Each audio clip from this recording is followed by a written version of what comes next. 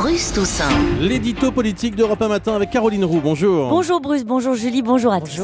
Arnaud Montebourg répond à Maurice Taylor, le patron de Titan. Titan, c'est un fabricant de pneus dont on parle beaucoup depuis un peu plus de 24 heures, depuis cette fameuse lettre. Alors le ministre a qualifié les propos de Taylor d'extrémistes et insultants.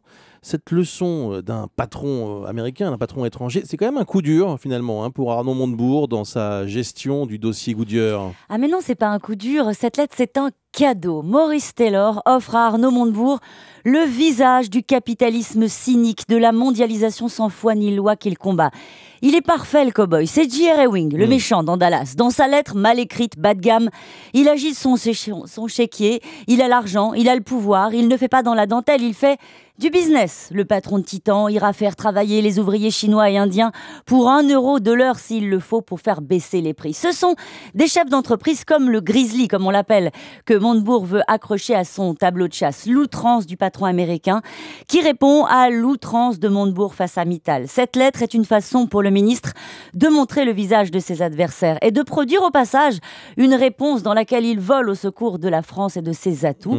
Alors ne soyons pas naïfs, cette missive ne serait jamais arrivée jusqu'à nous si elle ne servait pas un peu les intérêts médiatiques d'Arnaud Montebourg. Bon, c'est vrai que les propos du patron de Titan sont excessifs, mais est-ce que ça ne traduit pas quand même une inquiétude réelle de la part des patrons étrangers de venir investir en France? Un agacement plutôt, et c'est pas la première fois que ça se produit. En septembre, le patron de Unilever, dont son bras de fer avec le gouvernement sur le dossier Fralib, avait fait la leçon à la France. Un gouvernement qui doit réduire ses dépenses, qui doit baisser les charges sur les salaires. Il dénonçait même certaines déclarations dangereuses pour les investissements en France.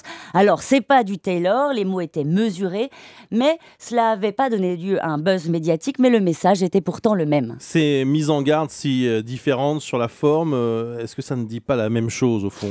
Ces deux chefs d'entreprise clairement appuient tous les deux là où ça fait mal. Avant eux, un patron irréprochable l'avait fait en mettant les formes. Louis Gallois. L'état des lieux de l'industrie française dans son rapport sur la compétitivité était très violent.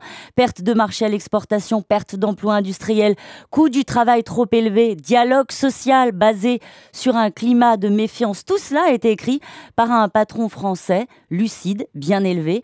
Monsieur Taylor aura donc offert à Arnaud Montebourg un numéro de claquette, mais il nous aura aussi laissé comme un petit goût amer en nous montrant une nouvelle fois le reflet cru d'une France qui décroche. Une France qui décroche. Merci Caroline Roux.